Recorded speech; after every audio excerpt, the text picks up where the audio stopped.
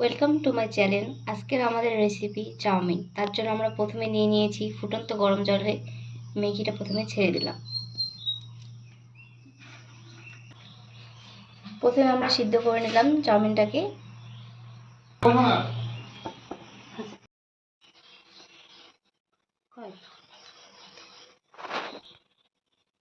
এখন আমরা সেদ্ধ চাউমিনটাকে ফ্রাই করে নেওয়ার জন্য নিয়ে নিয়েছি কয়েকটা প্রয়োজনীয় উপকরণ।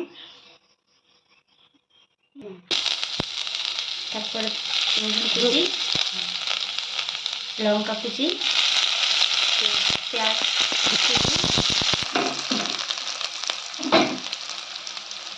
তারপর নিয়ে নিয়েছি ক্যাপসিকাম কুচি, গাজর কুচি, টমেটো কুচি। এবার সেটা ভালো করে ফ্রাই করে নেব।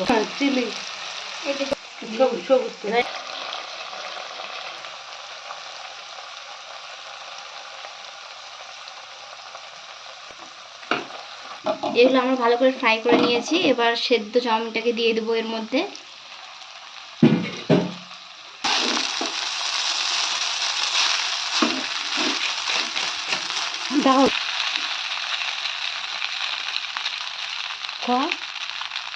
এই যে এখন আমরা নিয়ে নিচ্ছি, ম্যাগি মশলাটা দিয়ে দিচ্ছি ওটা ফ্রাই করার পরে।